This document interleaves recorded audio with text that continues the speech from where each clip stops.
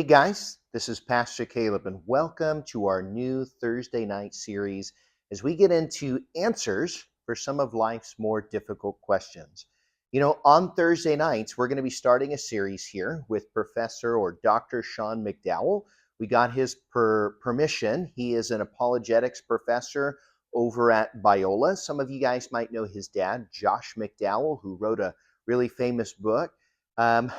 Sean has been putting out content weekly for a long time, and I have just been a great fan of some of the discussions, the guests, the people that he brings on, because I feel like he really is trying to equip us, the church, with resources for how we can engage in the world. We're going to do a Thursday night series where each week we're going to put out one of these discussions or interviews that he's done and try to equip you so that we can be salt and light, so that we can be ready to give an answer to the hope that we have. I hope that you're blessed. I hope that you enjoy these on Thursday nights, and then we can follow up if you have questions, if you have prayer requests. You can always text the church, 714-879-3314. We'll also include a link to Sean's YouTube channel where you can find hundreds of videos on everything from how to share your faith to topics like these to a whole bunch of different resources that he has there on his channel. Again, we hope that you're blessed. We hope that you enjoy this, and we hope that you'll join us on Sunday mornings at 10 and 12 as we continue to unfold God's word to answer life's most difficult questions. All right. There's been a lot of discussion and analysis about the demise of traditional religion in America since the 1990s. But as far as I'm aware, there's not been a systematic sociological analysis of the various factors that contribute to its demise until now. Dr. Christian Smith, who's been on the program before, has just published a very important, timely, and insightful book called Why Religion Went Obsolete. Dr. Smith, I'm such a fan of your work going way back to soul searching and even earlier. Grateful for what you do. Thanks for writing a great book, and thanks for taking the time to come on and talk with me about this. Sure, you're welcome. Thanks for having me. So let's just start with your interest in the question of religion and its seeming demise, or not even seeming demise, its apparent demise in America. Yeah, so I'm a sociologist. I'm not a theologian, ethicist, philosopher, anything like that. My job is to figure out what's going on in the world, to describe it accurately, and to try to explain it as best as I can. Studying religion, that means I'm not as a sociologist, my job isn't to figure out, what's the true doctrine or what the Bible really teaches, but just how does it work its way out in people's lives and in society. As a sociologist, I've always been against secularization theory, the idea that modernity inevitably secularizes. I think that's grossly simplistic. I've always been an opponent of that. But it's clear that empirically, in the last decades, traditional religion in America has been on the decline. And we know that very well now. But we haven't known really very clearly why or what's caused that. So that's what this book is trying to help sort out. And really, I offer it as a service to interested people to just better see things from a big picture point of view. So to encourage discussion and reflection out there about, what it might mean, what possibly to do about it. I think that's exactly right. I consider this book a service to the church and beyond. And you write very fairly, very objectively, from my estimation, as an academic should, from the angle that you're taking, kind of telling this 30,000 foot view story about how religion has become obsolete. So people have focused on, say, church scandals, or people have focused on changing technology, but you're kind of piecing all these together, so to speak, trying to give us a big picture. So I told you at the beginning, there might be a point or two that I would differ on, but we're not interested in that here. We want to tell the big picture for people. But let's start with, in your title, it's Why Religion Went Obsolete. Tell us what you mean by obsolete, if you will. Yeah, so most discussions in social science and beyond talk about they use the word decline. Religion has declined. That's fine. It really refers to organizational metrics like number of members in a denomination or number of people that say they believe in God. What I'm trying to point to with the idea of obsolescence is something more cultural. At a cultural level, at a macro cultural level, it's a matter of traditional religion having been from the majority point of view, having been superseded, replaced by other interests or quote unquote, products or activities that are believed to serve better. So that's what obsolete means. Usually obsolete applies to products, right? So, I give the example of the electric typewriter, which is how I learned how to type, it being made obsolete by computers and laptops. Obsolete doesn't mean something has gone extinct. It doesn't mean nobody's using it. It doesn't mean the new thing is even better. For example, if you think about music, vinyl records, people who are really into music will say vinyl records have much better fidelity of music that it conveys than a streaming music, right? So the things that replace obsolete products are not necessarily even better. And there are still people who can use obsolete products and do use obsolete products. I have in my house, CDs and so on that now are not the way to do things, but they're obsolete. So again, it's not saying religion is dead, religion is extinct, religion is bad, anything like that. It's just saying at the cultural level, and I'm talking about post-boomers here, that is especially millennials and Gen Z, some Gen Xers. Religion is just at the cultural level has just come to be considered like old hat, old fashioned, passe, not even really think about it, pay much attention to it, not expect it to serve much purpose.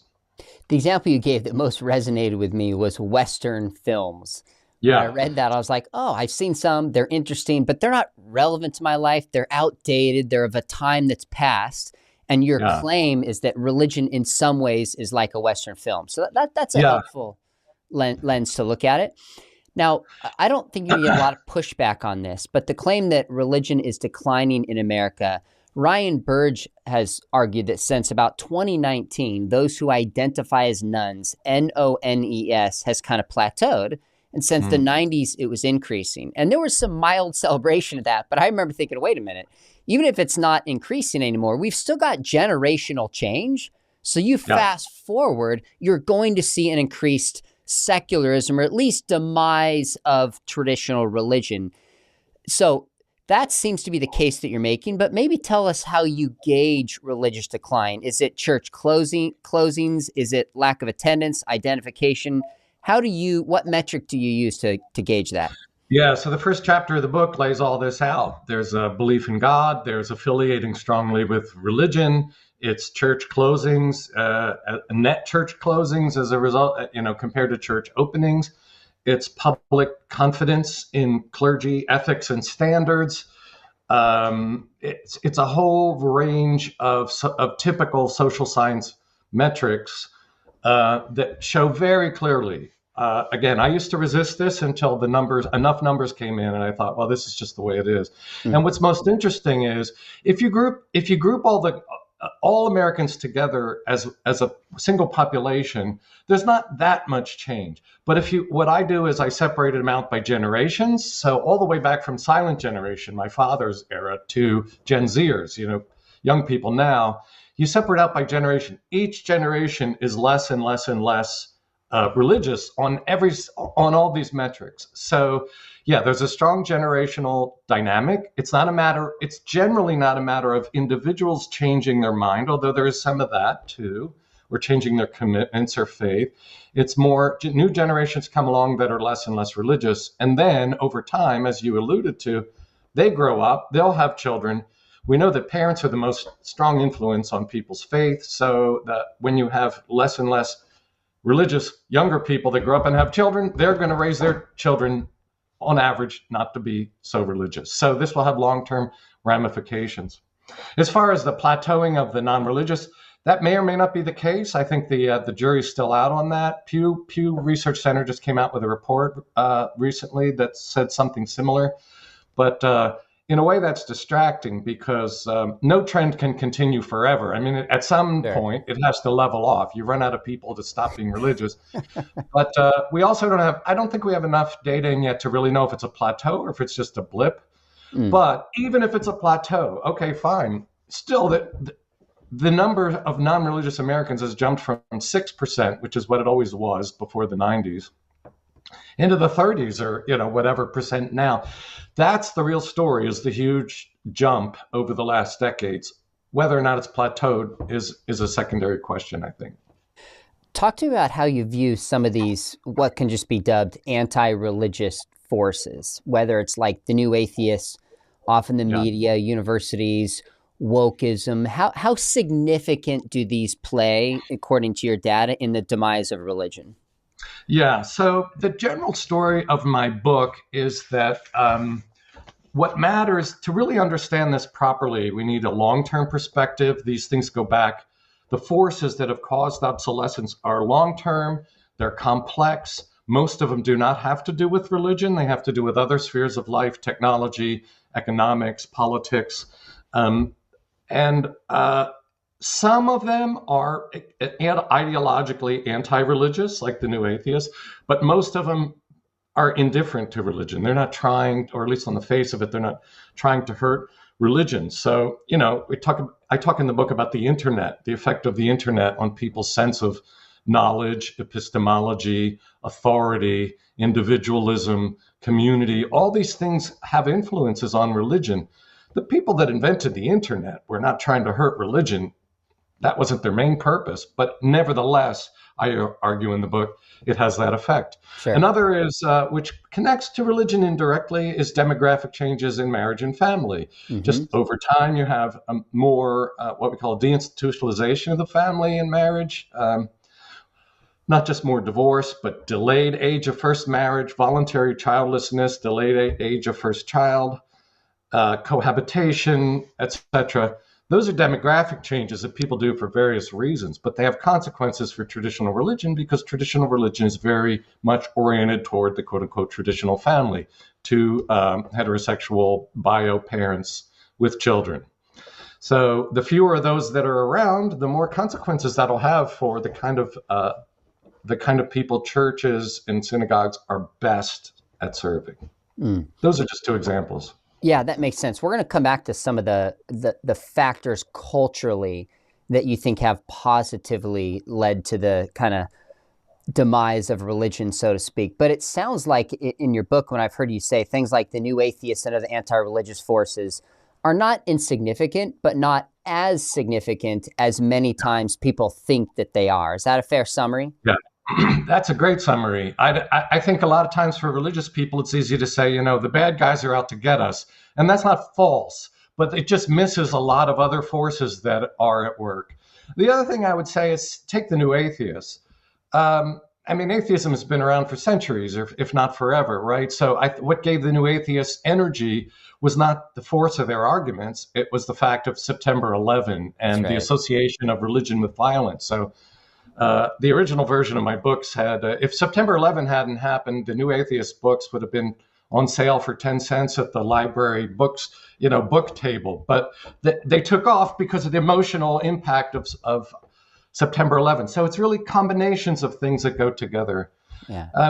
I do think that, there are forces out there, wokeism, whatever, liberals in higher education, they contribute, but the other argument I make is that religion did, I think, in my estimation, religion did more to damage itself in various ways, which we could discuss, than the anti-religious people did, in the form of scandals and a whole host of other things. So religion itself should sort of own up to what it's done to harm itself.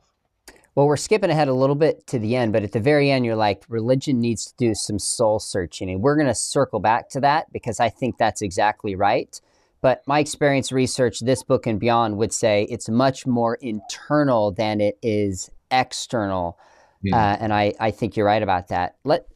You cite the year 1991, which is so interesting to me because that was my freshman to sophomore year in high school. So I feel like I was living this out, so many of the things that you're describing.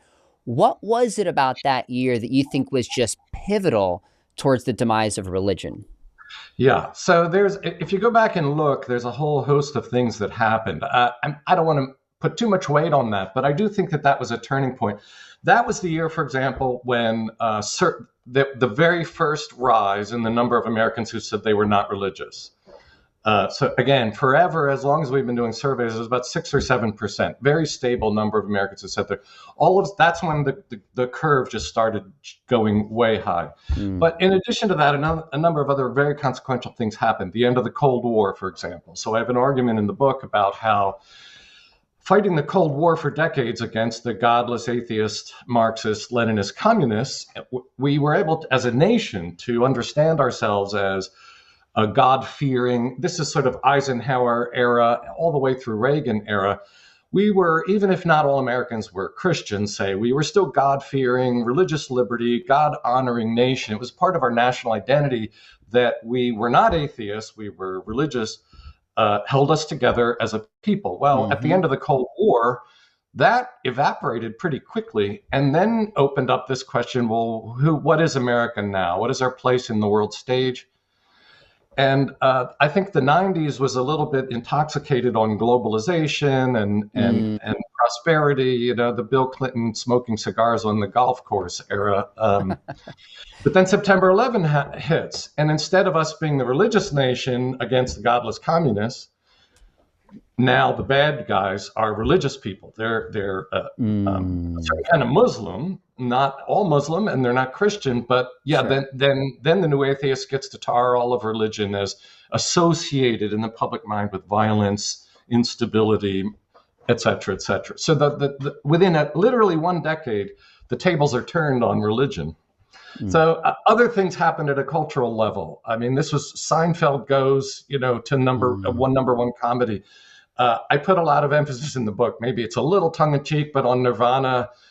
Nirvana Smells Like Teen Spirit. So that, to me, that was a shift. It killed the big hair glam rock of the earlier era and introduced a whole new spirit of independent indie rock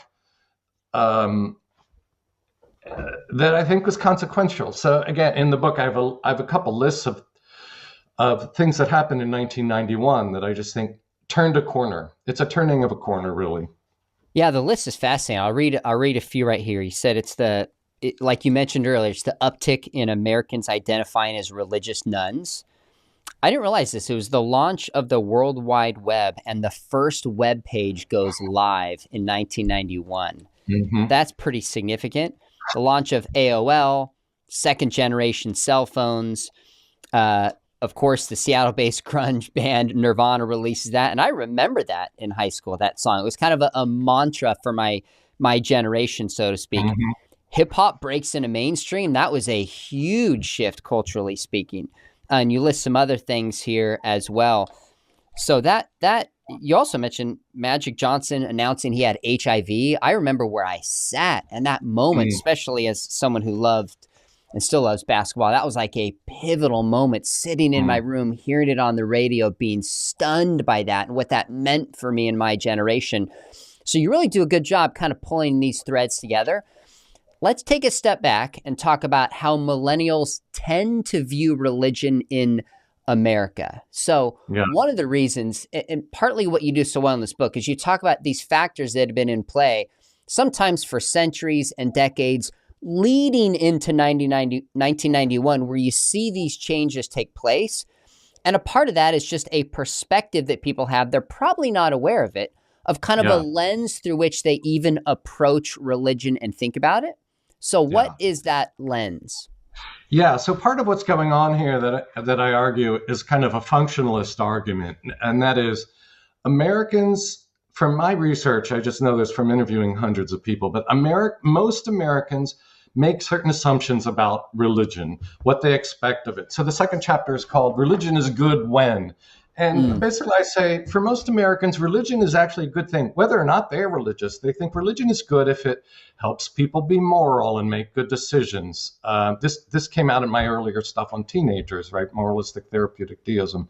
If it gives people community, if it helps to create peace in the world, if it creates national solidarity, if clergy and religious leaders are good role models. So Americans will say, if religion does that, that's good. It's good to have around.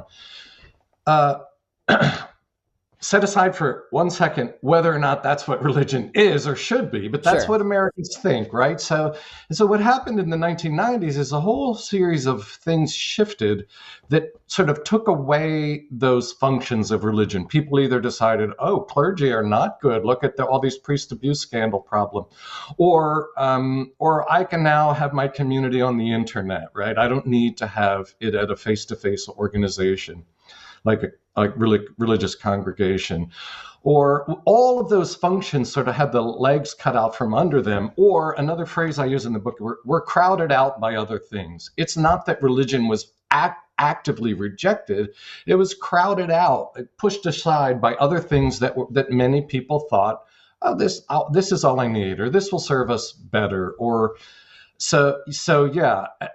I think if from a religious point of view, if you go back to that chapter and say, wait a minute, why do people think that religion is just about being a nice person or giving community and being able to participate in the choir? Like, I think that chapter itself should raise questions about, why is this what Americans think? Is this what's being taught? Why, if it's not being taught, why are people hearing this or translating in their minds this is what it is? So I think implicit in this are a lot of hard questions about, you know, why have Americans come to understand religion as something different than, I think objectively is different than what religions understand themselves as bringing to the table to people's lives. I agree. That's a good way to put it. Would you, as far as I remember, it was in 2005, I think, in Soul Searching that you first had the term moralistic therapeutic deism. Is that where it first showed up? Mm-hmm. It is? Yeah. Okay. Would you amend that? Would you still use it? Has that gotten greater in America, stayed the same? Yeah, so I think moralistic therapeutic deism is running in the background here. I use that to describe the functional de facto religion of American teenagers. Now, at the time, they've grown up. Now they're the millennials that I'm talking about in this book, right? So I think what happened is the general outlines of MTD are what's running in people's minds, most Americans. MTD is pretty simplistic. When you grow up, when you have some hard knocks in life, when things don't work out the way that MTD says it should, people, teenagers grow up, they become young adults, they realize it's more complicated. Some of them maybe fall off the wagon. They say, I don't believe any of that anymore. But in general, the spirit of, God, there's a God out there maybe, and there must be something out there, and he's here to help when I'm in trouble, and it makes me feel better. Yeah, that fits. That's a simplified version of what I'm talking about in that chapter. Religion is here to help me in this world, in this life. It's not about anything particularly transcendent or eternal.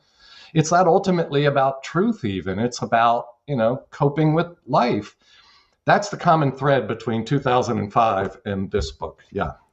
And that raises questions we'll come to at the end, is that there's so many people saying, okay, if religion is in demise and becoming obsolete and truth is viewed this way, do we accept the cultural view of truth and buttress religion into that? Do we challenge the view of truth? All those questions get really important.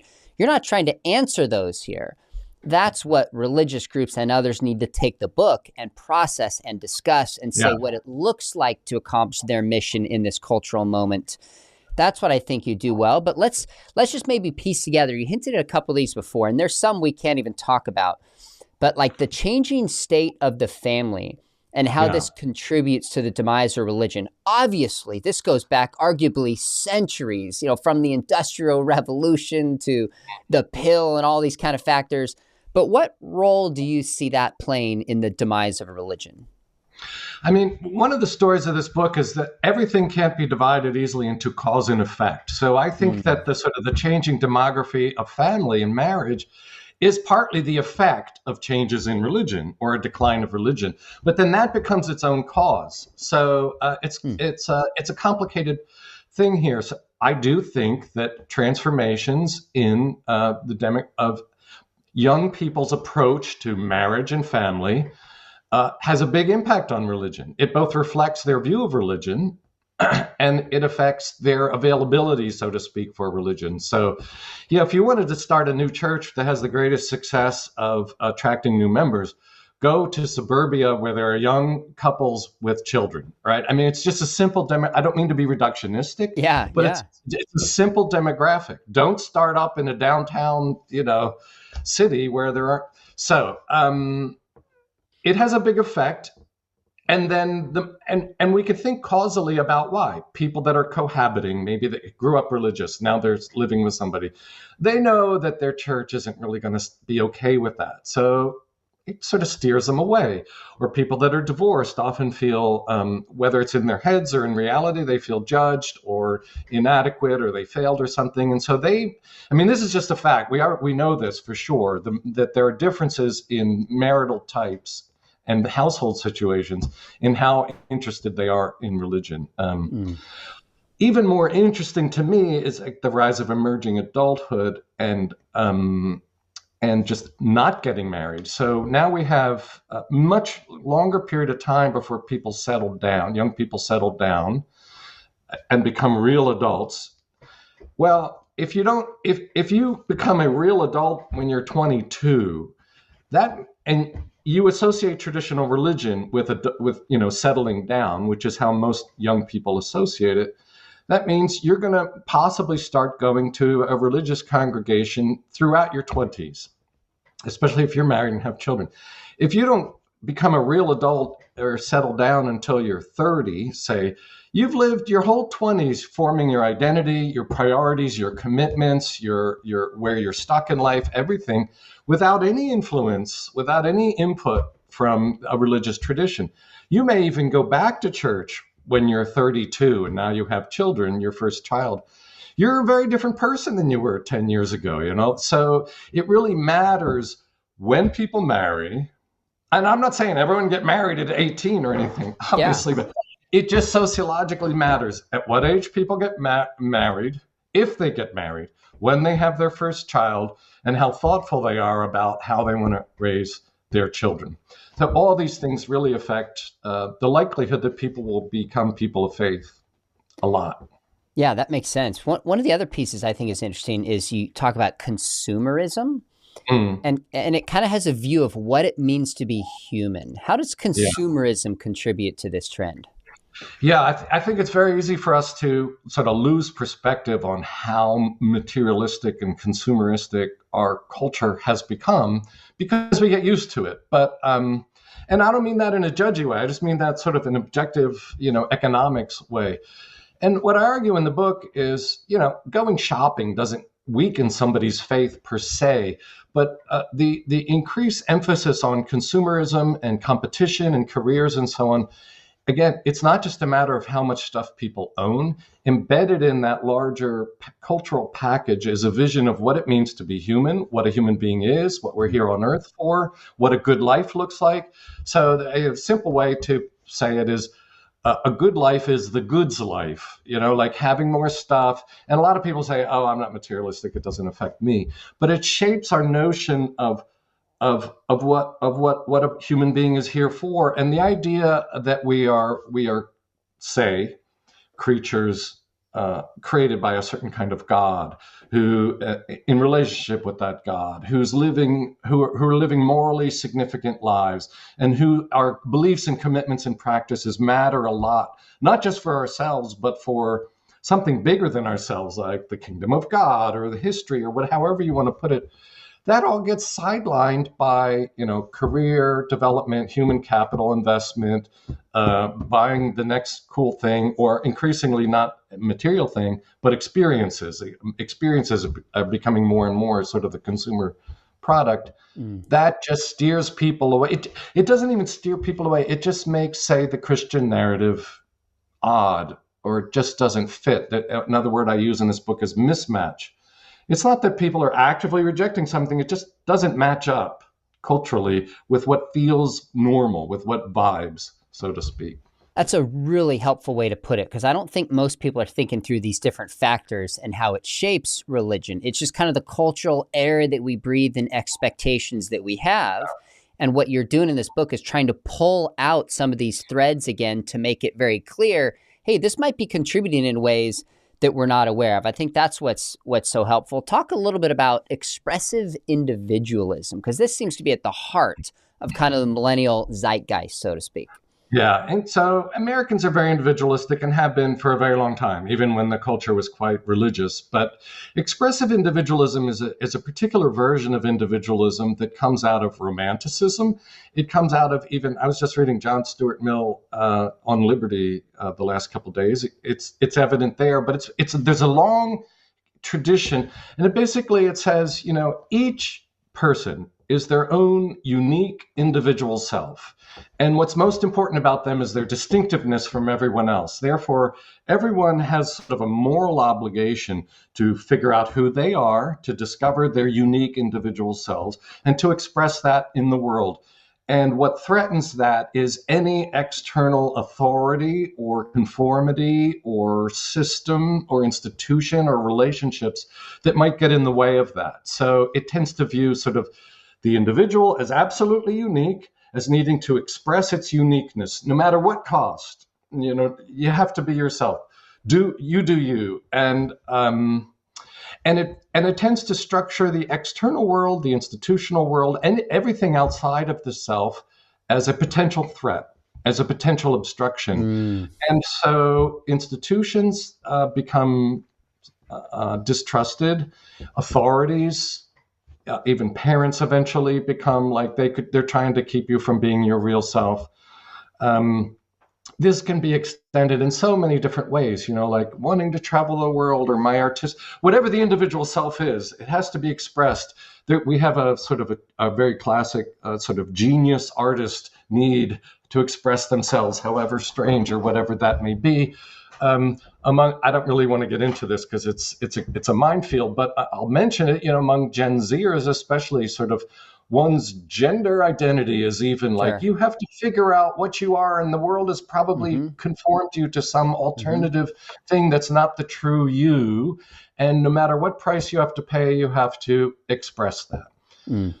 Well, okay, it's not absolutely false. There's some truth in this, right? I mean, everyone is their own person, et cetera, but it doesn't match very well with traditional religion that says most of which say there's a real truth out there. It's objectively the way things are. You need to fit your life in as part of that. There are truths. There is an authority. There are ways of living that are good and bad. So it just doesn't, again, vibe would be the word here. It just doesn't resonate with traditional religion so well if one has already bought into the deep presuppositions of expressive individualism. Let me sum up. This is a concept in the book that's really important. Sorry. Yeah, this idea of deep culture. So there's culture on the surface, but what the book is trying to point to is there are deep cultural structures that are formed over centuries or at least decades that have deep roots, and they're so obvious, so to speak. They're so deeply embedded in what's taken for granted that you can hardly even argue with them, or people often don't even recognize that they're committed to them. Once those deep cultures get set in place, of which expressive individualism would be one example, that's a lot of what drives people's lives. Again, they're not like rational philosophical reflection on things. They're going with deep culture and how that resonates with what makes sense.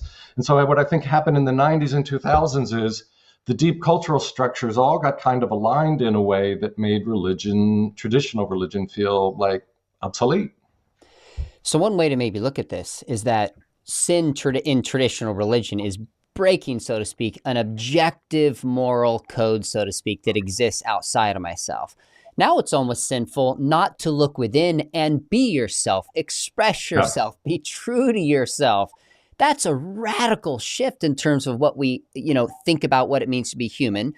You add consumerism to that, which positions us as our happiness comes from having goods and getting more goods and collecting things, as opposed to happiness coming from sacrificing and committing to a cause larger than yourself. You have traditional, religion at home in kind of the family. You could see it arguably at the beginning of the scriptures, a husband and a wife and kids, and yet the family is shifting, so some people don't feel at home in it. These are some of the things you're pointing out, and of course, we don't have time to go into this, but you have a section of how even the digital revolution, like smartphones, there's a competition in time that we have that takes away from church. There's a competition in authority now. Lots of voices can speak into this generation. So all these things are kind of, use the metaphor I've used and others have, kind of this perfect storm that bubbles up, and 1991, the dam begins to break. Now we can look back and piece some of these things together. As you see it, how significant do you think religious scandals have been in this?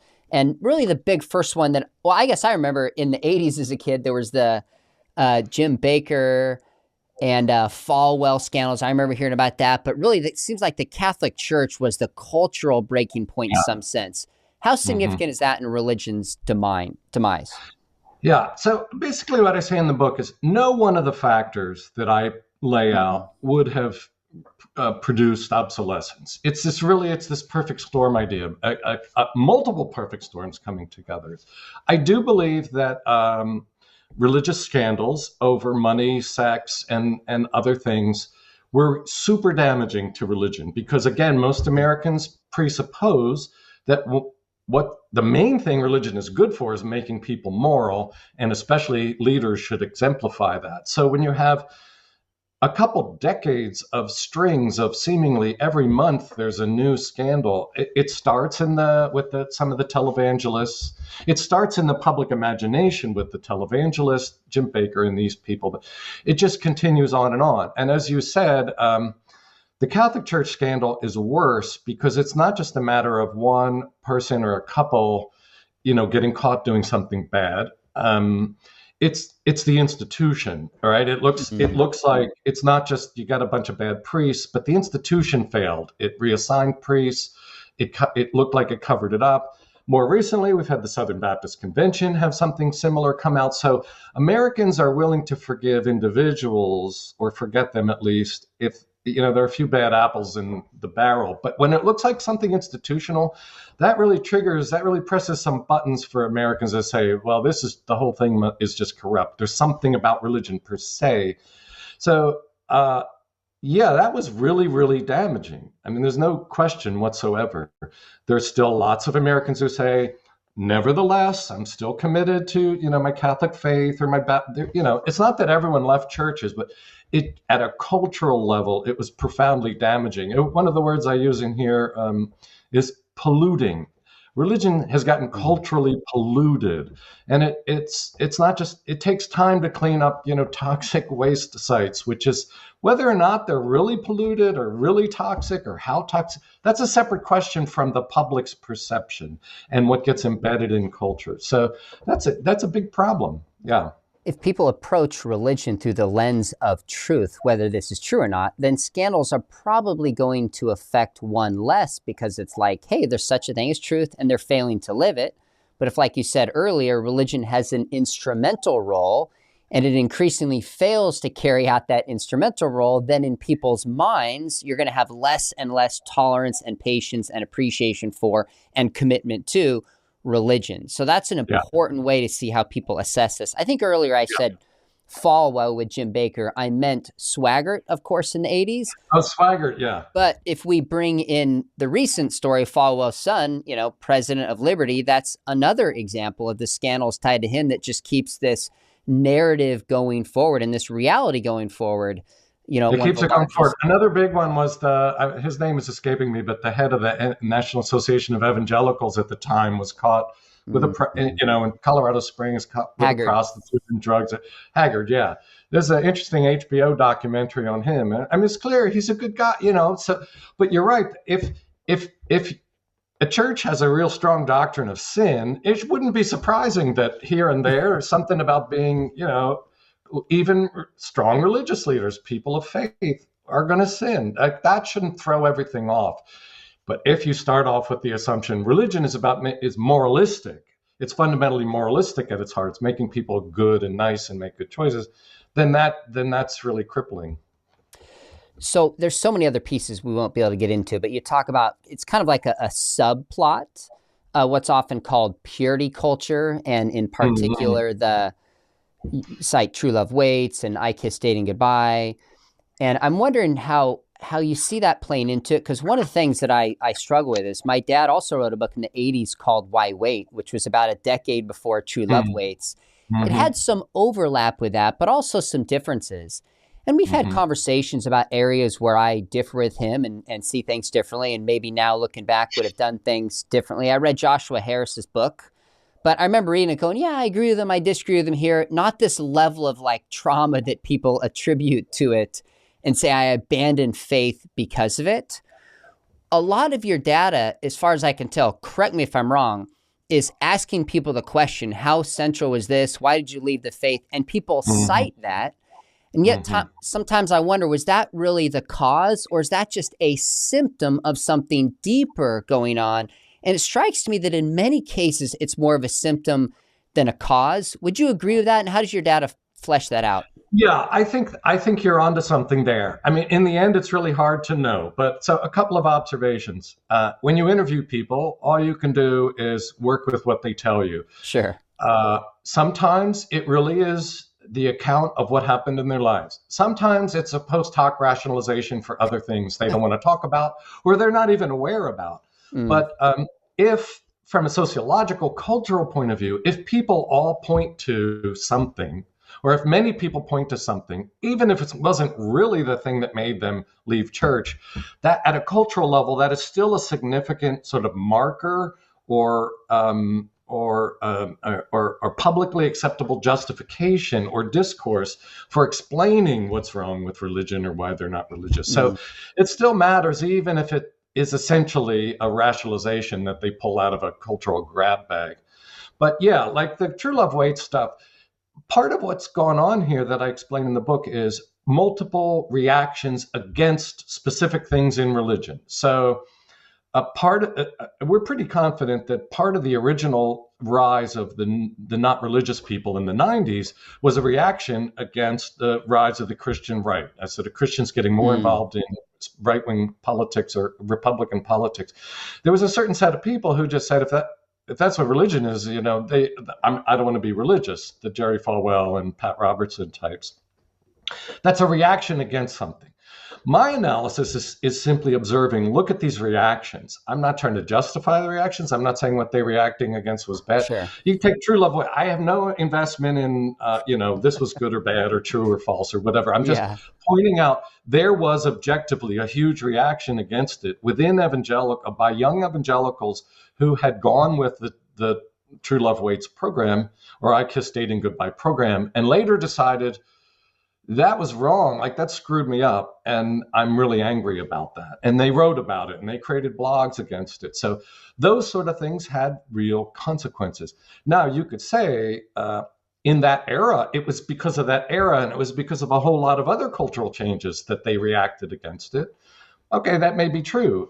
True Love Waits in the 50s may have had a very different outcome, but it wasn't the 50s. It was the 90s and 2000s. So, yeah. Again, another example of this that I talk about in the book is the sort of how the postmodern mindset of understanding of truth reacted to evangelicals' commitment to scripture as the final truth. I'm not saying scripture is or isn't the final truth. I'm saying postmodernism had a huge cultural influence. And when somebody views the world through a postmodern lens, the claim that the Bible is true, it's not even rejected. It's just considered not even like in the right ballpark. Mm. It's another mismatch factor. So it's not a rational argument against something. Right. It's just not even connecting with that way of thinking about it. Mm. What are you talking about? Truth? There is no truth. It all depends on when you're placing. That's how a postmodernist would view it. Yeah. So there's the overall all of this illustrates the overall point, which is the fate of what's happened to and inside the church, say, has been profoundly shaped by big picture things that have gone on way outside of the church, outside, above. So the context is another way to put this: is the bigger picture context has had huge impact on traditional religion. And if people want to understand what's happening, what's happened to us, why is this going on, they need to understand the context. I think that's right. Even with some of purity culture, I've asked, things like what lies behind this idea in the church that just says if you just read this book and follow this plan, you can resist some of the temptations of our culture. Well, that's a certain idea of control. That's a certain Mhm. idea of spiritual growth. Where does that come? That's what played into purity culture. You also see consumerism in it. I've heard, somebody said in purity culture is this idea that sex sells everything, Yeah. including purity and Christianity. You think sex is good Yeah. out there? Come in the church. It's like, wait a minute, where do we get these ideas that we should play by that script? Yeah, Those are some of exactly. the underlying ideas that I think we need to give a lot of reflection and thought to. And how Yeah. much, I'm speaking for myself, but as Christian leaders, do we imbibe certain ideas that might just come from the world and these changing trends you're talking about, as opposed to just kind of the history of the church? Yeah. So this is another like plot in my analysis, which is if traditional religion takes its standards of acceptable success, whatever, from traditions outside of itself, it's just setting itself up to fail in time. It Amen. needs to ground, I would say, without being sectarian and crazy, and it shouldn't have to be, but Mm-hmm. traditional religion will only succeed in the long run, or I'll say Christianity, let's say, if it is well grounded in itself as its own tradition and understands here are the standards, here are the I don't like the word metrics. Here are the orientations by which we will understand we are being faithful or not, we're being successful or not. And I think way too much has what's happened to explain religious obsolescence is traditional religion taking other traditions or groups standards as what they're going to work with to decide if they're working or not, and then you end up with things like you're good if you make people make good choices or if you Mm. help them be psychologically balanced or so, and it doesn't work in the end. Yeah, so it requires a sort of this gets back to the whole soul searching Mm-hmm. point you've raised. It requires sort of really stepping back, I think, and I'm not telling churches what to do, but sort of Sure. rethinking whose standards are we even counting here? No, preach it. I'll tell you, as a sociologist, preach it. I'm with you on that. I love it. One of the tensions that comes out in the data that I'm trying to make sense of, and it might just be an inconsistency that millennial post boomers live with, is that there's a sense of like judgmentalism is bad. We shouldn't judge, Mhm. but hypocrisy is terrible. Yeah, yeah, Live and let live, be yourself. But there's an outrage right now where you contrast this kind of moral relativism that you talk about that's imbibed within this millennial zeitgeist with no problem of condemning, say, the Hamas in war, the Hamas war, one side or the other, or yeah. condemning a politician, say Trump. No problem condemning that is wrong, but you shouldn't be judgmental. Are people just speaking out of both sides of their mouths? How do you make sense of that tension? Yeah, that's a really good observation. Here's what I would say. First of all, most people are not philosophically consistent in their thinking and behavior. Fair So enough. there's a certain amount of just people not realizing they're doing the thing they say people shouldn't do. However, it's more than that. Mm, Part of the millennial zeitgeist itself is an abandonment of the idea it all needs to hang together. It should be rationally coherent. That's baked into the zeitgeist itself. It's like, mm, if you want everything to add up, you're probably a totalitarian, intellectually totalitarian. Like the world is messy, things are messy. And so there's a plenty in the millennial zeitgeist that doesn't really make sense. It doesn't come together. There's internal contradictions, and that's fine within the millennial zeitgeist. So, yeah, I think we would both agree it's impossible to live a life as a total relativist. I mean, nobody does that, whether they say yeah. that or not. So, if at the same time, very many millennials, it's not that they're irrational, it's that they were taught in school, actually, in various ways, as I elaborate in the book. Don't judge people. Everything should be acceptable, be multicultural in certain ways. And I think postmodernism taught this too. The original movements, like the smart versions of this, would have been more sophisticated. But by the time it gets down to a fifth grader or a college sophomore, it becomes this popularized version that's overly simplified, that they think, well, don't judge anybody. Everything is equally good as everything else. But then again, you can't live that way. So people end up making moral and other kind of judgments. This is good, this is bad. So it ends up kind of messy. One of the points that you draw out is about what you suspect might happen to culture as religion declines. And it's interesting that there's been a shift from like the cultural conversation with the new atheists, debating God and science. Is religion bad? There's such a thing as truth. That was a very modern project, not a postmodern one, obviously. Right. And yet now we're seeing a lot of people go back, even people like Dawkins being a, quote, cultural Christian, saying, wait a minute, there's a certain value to not religion in general, but really Christianity in particular. When you talk about religion declining, and again, I probably should have said at the beginning, what you mean by traditional religion would be like Protestant faith, Catholicism. Mormonism is a traditional religion in America, not some of the other religions. But what do you suspect might be some of the cultural repercussions if this trend continues that you're highlighting? Yeah. So what we know from research over many decades is that in the United States, my story is very particularly American. I'm not talking about Europe and else. In the United States, religion has been a huge source of what we call social capital, trusting social relationships, people's sense of community. It also has been an important source of sort of mental, psychological stability, coping mechanisms, and so on. This is a fact, and this is partly why Americans expect this from religion. But if the less religious people are, the more we should expect, unless they come up with an alternative substitute, people to feel isolated, less psychologically stable. And it's exactly what's going on. Like it actually fits COVID was part of this. Social media are part of this, but people, especially young people, in fact, do feel more isolated and lonely and lacking community and wishing they had more relationships and more troubled and destabilized. It's not all about religious obsolescence, but I think sociologically it's explicable why people would be feeling this.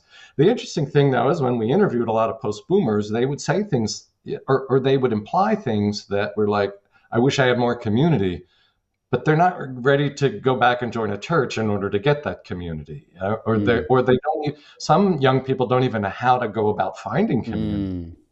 Again, this is related to so many other complex factors. For example, millennials were much more geographically mobile, so when you move, it's harder to start a new community, to meet new people. Traditionally, in the past, if you were a United Methodist, you moved to a new town, you find a United Methodist church. It's like a plug-in community. But that's not functioning that way as it is now. So, sociologically, we don't have good reason to think that the decline of religion will be healthy for society. There may be some people who were abused in religion or suffered religious trauma, and maybe they'll be better. But at a macro level, unless there's some substitute, which hasn't seen come up yet for what traditional religion used to do, it's not going to be good. And you draw out, this is mental health, this is healthy communities. Yeah, this is relational. This is not even talking about Christian truth. This is just talking about sociological metrics of functioning society. Yeah. Now, as an apologist, of course, I'm going to ask the question, why do we function best there? And does it suggest anything is true? But that goes way beyond this book. That's a separate conversation. That's a whole other conversation, fair enough. So, of course, at the end, someone like myself and others are saying, okay, what can religion do? Now, of course, this is not your project. You're a sociologist. You're more trying to draw the story together of why religion has become obsolete. But of course, you've studied this in depth. And as I was reading it, I was kind of pulling out a few threads that I thought, in line with what you said earlier, that we can't shift the message and what it would mean, for example, to be a Christian. But how do we adapt given our times? And just one small thing you said on page 367, I thought was great. It was a small line. Here it is. You said, in my observation, many who care about a declining American religion, especially clergy, take their struggles too personally. Yeah. Christian, I gave this up a long time ago, talking about changing culture and just talking about faithfulness to what I think God has called me to in my task. Just Mhm. that shift, it sounds like some of your data would serve people well. But what other things? I mean, I could pull some threads of stuff that I saw, but if say, say an evangelical church brought you in and said, okay, I understand your critique here. How do you think maybe we could or should pivot, still being faithful to the message of, say, the Bible and Jesus as we see it? What things might you suggest? Yeah. So I want to repeat what you said here, which is I'm a sociologist. I'm not a church Totally consultant. fair. I really, oftentimes when I was working on this book, I thought, I do not know what any answer would be. Like, I'm glad it's not my job. I do think that there are possible implications, but again, in my view, there are too many sociologists who think they know how the world should be and are trying to tell everyone else that. That's totally That's fair. not my vision. My vision is, different communities need to wrestle with this stuff. I'm just giving them material to wrestle with. The, the first thing is to realize, this is my sense, is to realize there aren't any easy answers. This is not going to be turned around next year. It's like Mm. this is a bigger, longer term. If you buy the story in my book that these are long term cultural trends, then the solution, then the answers are going to require sort of a long term cultural trend mentality. I think one thing that could be done. Well, there's so many levels of this. At a more intellectual level, there are a lot of false narratives out there in the deep culture. One of which I talk about in the book is that religion and science are inevitable conflict against each other, and religion always loses.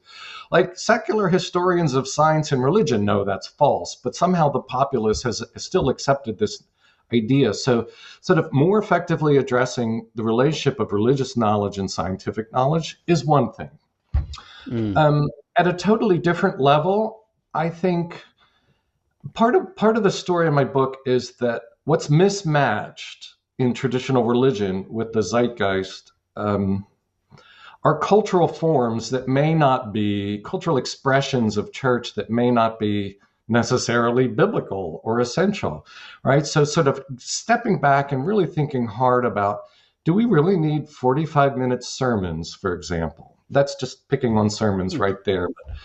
Um, how might we do life together in a way that maybe even be more faithful? I don't know. I have certain ideas about that, but Sure. yeah, this is a whole nother conversation. I guess You, I would. Everything I think has a yes but side to it. I mean, one of them is not. One of them is certainly don't just keep chasing the culture around by the tail. Like just because everything's meeting Great. online doesn't mean meeting online is the answer. Sometimes it's going against the mainstream is what's needed most of all, but in an intelligent way. Not in a we're going to just be different and sectarian. So I realize I'm really not answering your question. That's okay. I guess what I want to say is what I put out in this book is intended to help people grapple with stuff. I really want people and communities out there to take a good, long, hard time to consider what have these forces been, what do they mean, what needs to change. So I'm just restating your question in alternative form here. Uh, That's fine. but in a way, there's a part of me that thinks I have no idea what the answer is. There may not be any answer in the short term. I have a section in the conclusion where I say, Mm. damned if you do, damned if you don't. Once you're obsolete, like anything you try is going to be dismissed. But in the longer term,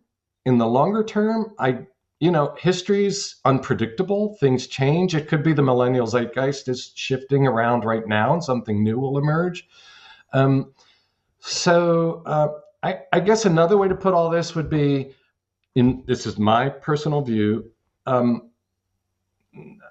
lot of American Christianity seems very invested in the American part of that. And so trying to think, what are our deeper roots? What are the historical roots Mm. of Christianity? How have other cultures and times in history done this? And how can we be less sort of captive to immediate, trendy forces at work now and be more authentically ourselves? the Christian church has been around a lot longer than the West, even, or America, not to mention America, not to mention our current culture wars. So I think sort of stepping back, reconsidering, and returning to roots in some ways, and being more thoughtful, maybe less reactionary, something like that is at least a general way to think about moving forward. I really appreciate and respect your reluctance to say, here's how you fix this when you're a sociologist on the outside. I was not trying to push you into any box, No, but just curious your take. I get that. And I think your points are well taken. I mean, if I was a pastor of a church or had a staff, I would have them read this book and say, what stands out to you? What applies specifically to our context? How can we shift, if he's right about this, in line with what Scripture says? I think that's huge. So a few things jumped out to me. You talk a lot about how the world's just kind of a messy place. And starting in the 90s, Christianity kind of had this evangelical Christianity, this formulaic, like if you just read the Bible and go to church, things will be rosy and fine. And it's like people didn't sense that this fit their despair and their questions in the changing world. But we have a history of that in the church. So let's not make things so simplistic. You talk about the value and role and importance of community and a deep need for relationship. You also point towards, other writings, just when it comes to faith transmission, which concerns my community, just the powerful role that parents play more than, I almost said MTV because that was my case in the 90s, more than like social media, more than these other metrics, more than YouTube. And then finally, at the end, you just say, I love this section. It's just kind of like, let's do a deep soul searching within the church. Where have we fallen short? What do we need to learn? And of course, you don't use this word, but it's really a kind of repentance within the church. And I think if the church ever wants to see any kind of revival, it's got to start within with a deep dive and repentance. That's my message, not yours, but I think it lines up with it. Last question. One thing that was not in the book is really how post-boomers view Jesus. Any sense of that? Yeah, like as a religious figure, because clearly all the traditional religions in America are tied to the figure of Jesus in some fashion or another.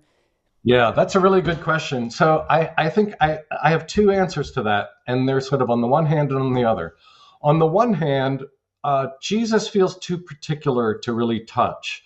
Many post-boomers are happy. I observed this among the teenagers 2 decades ago. Many post-boomers are happy to talk about God, but the J word is too particular. Like that's like don't get like that could offend somebody. So there's almost an avoidance of Jesus. That's on the one hand. On the other hand, I think that there is a strong sense of admiration for this guy. Like what he taught was really good, and he was a great teacher. Sort of, it almost to me, it almost has a dismissiveness to it. But he was a great teacher, and the problem is though that nobody follows him, or the church is so far hypocritical of they follow Jesus, but they don't really follow Jesus. So that there's on the one hand, Jesus is a little too particular. On the other hand, Jesus was a good guy. Like if only the Christians would follow him, then everything would be okay. Yeah. So again, nothing is straightforward and clear. There's it's kind of messy. Well, thoroughly enjoyed your book. Thanks for your work on it. I can only imagine how much time and research it took. It was the kind of book that most of it, I'm like, yeah, that makes sense. That's articulated what I've sensed as a whole. And there's a few pieces we didn't even get into, like neoliberal capitalism, that role. I was like, whoa, I did not see that coming. But people are going to have to pick up a book and read it to assess that for themselves. But I appreciate your work. Really appreciate you coming on. Folks, pick up a copy of Why Religion Went Obsolete. And agree or disagree, it's going to make you think about where we're at in religion in America right now. And while you're at it, make sure you hit subscribe. We've got some other conversations like this coming up as well. And if you want to study apologetics, this is one piece of the larger conversation that's taking place. We would love to have you at Talbot School of Theology, Biola University. Information below. Come study with me. Dr. Smith, thanks for your time.